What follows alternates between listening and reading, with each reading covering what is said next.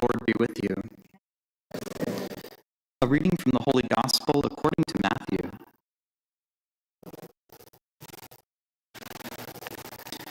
Jesus spoke to the crowds and to his disciples, saying, "The scribes and the Pharisees have taken their seat on the chair of Moses.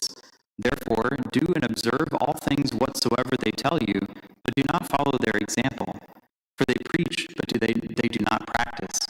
They tie up heavy burdens hard to carry and lay them on people's shoulders, but they do not lift a finger to move them. All their works are performed to be seen. They widen the phylacteries and lengthen their tassels. They love places of honor at banquets, seats of honor in synagogues, greetings in marketplaces, and the salutation, Rabbi. As for you, do not be called Rabbi. You have but one teacher, and you are all brothers. Call no one on earth your father. You have but one Father in heaven. Do not be called Master. You have but one Master, the Christ. The greatest among you must be your servant. Whoever exalts himself will be humbled, but whoever humbles himself will be exalted." The Gospel of the Lord.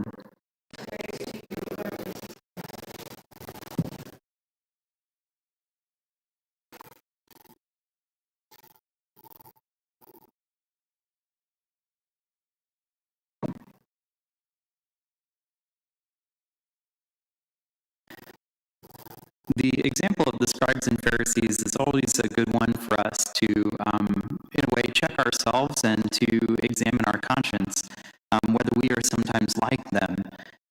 In particular today, the way in which the scribes and Pharisees are spoken of as desiring this honor, like looking for the affirmation of people around them, or better put, looking for the acclaim of people around them.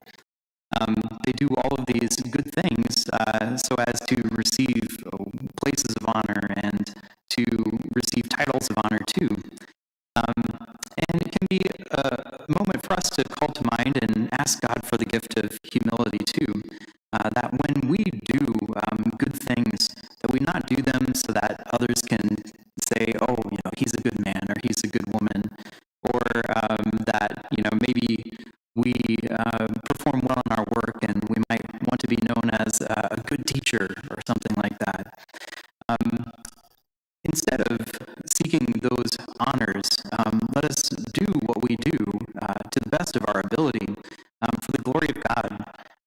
St. Ignatius, of course, has the famous motto, Ad Maiorem Dei Gloriam, for the greater glory of God, which became his great, that everything he did was subjected to that goal, to be for the greater glory of God.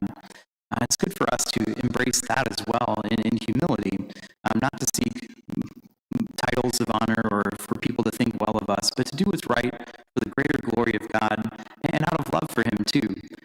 There's a beauty in which our hidden good actions become a great gift to the God whom we love. And although others may not see it, he sees it and appreciates it and loves it. So let's do all for